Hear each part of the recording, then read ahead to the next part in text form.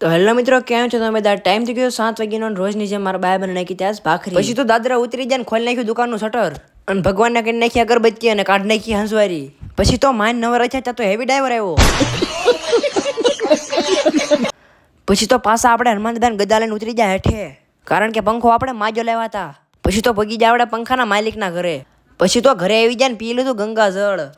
પછી તો આપણે દુકાન આવ્યા ત્યાં તો ધ્રુવભાઈ, આકાશભાઈ ને નયનભાઈ આપણી દુકાને આવ્યા ને નયનભાઈ તો હોડી બાજ એમ શરમાતા હતા લે. પછી તો આપણી દુકાન આવી જાય મોટા સેલિબ્રિટી રોમુભા રાજપૂત ઘર ભેગું થાને ભાઈ.